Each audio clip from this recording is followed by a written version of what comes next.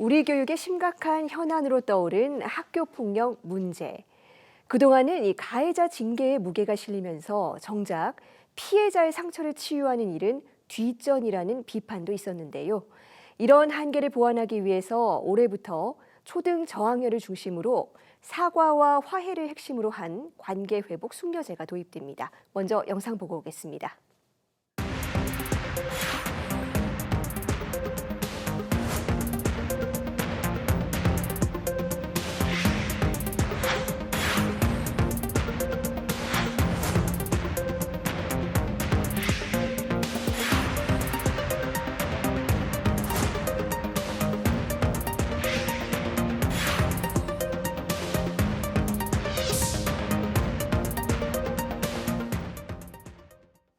네, 아이들의 작은 갈등이 곧바로 법적 분쟁으로 번지는 흐름을 바꿀 수 있을지 서울 북부교육지원청 박미란 장학사와 자세한 이야기 나눠봅니다. 장사님 어서 오세요. 안녕하세요. 네, 관계가 꿈이라는 이름으로 이 화해와 조정을 중심에 둔 프로그램 3년째 벌써 운영을 하고 계십니다.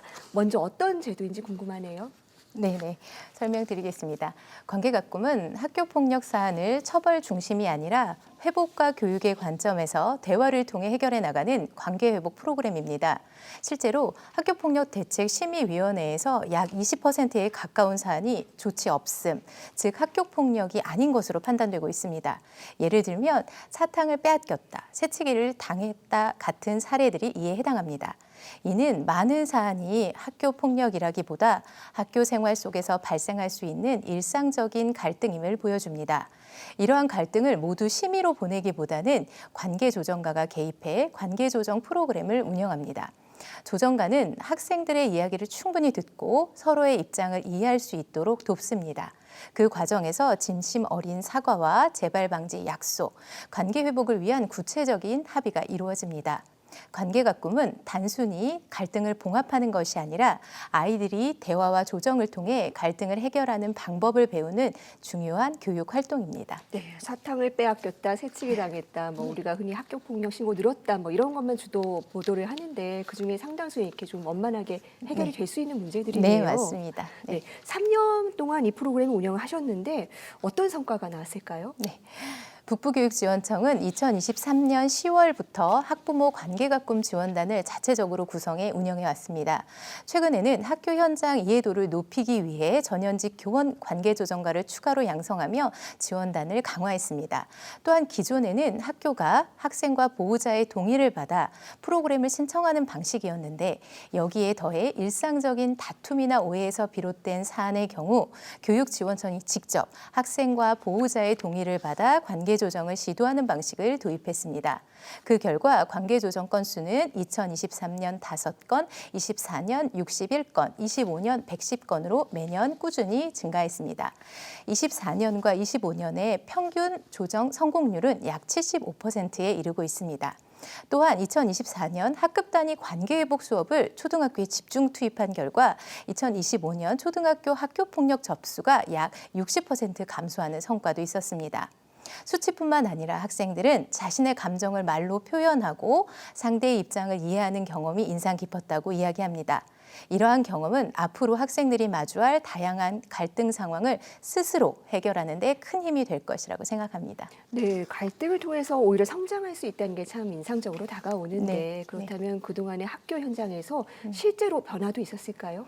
네, 학교 현장과 북부교육지원청이 함께 힘을 모아 경미한 사항에 대해 심의 이전에 관계가꿈을 우선 시도하는 방향으로 변화하고 있습니다.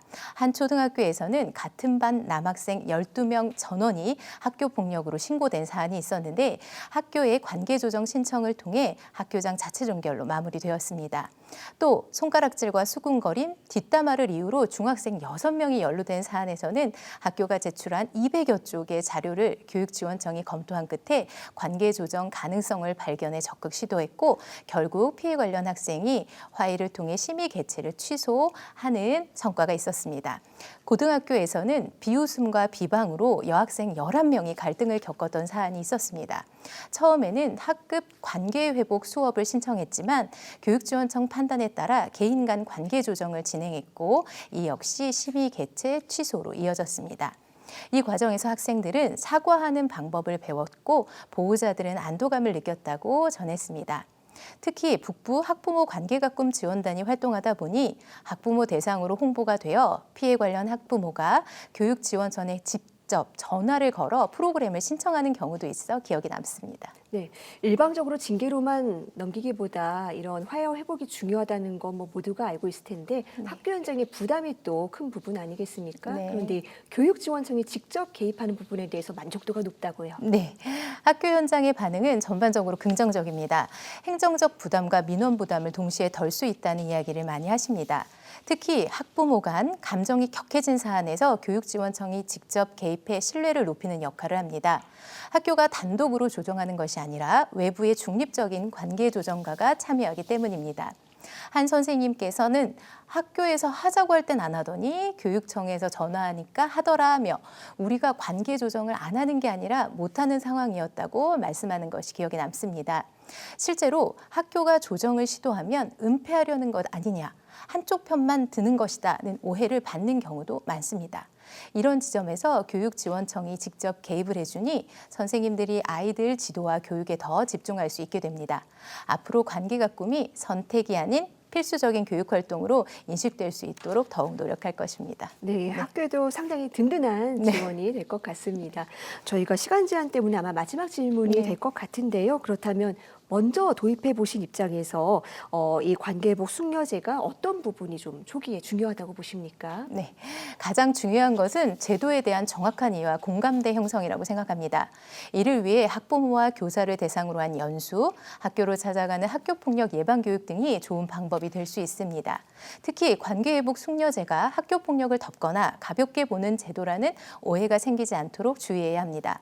피해 학생 보호를 전제로 한 공식적인 교육 절차라는 점을 분명히 안내하는 것이 필요합니다. 모든 학교폭력 사안에 관계회복 숙려제를 적용하는 것은 아닙니다.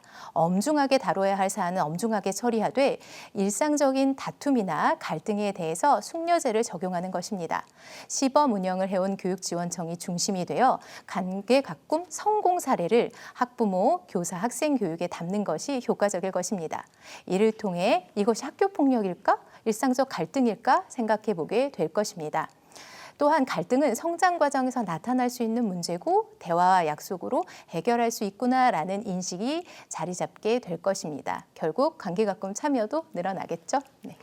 네, 갈등의 고를 키우기보다는 학교 공동체가 이 교육적인 방법을 통해서 함께 성장할 수 있는 그런 제도로 자리 잡기를 바랍니다.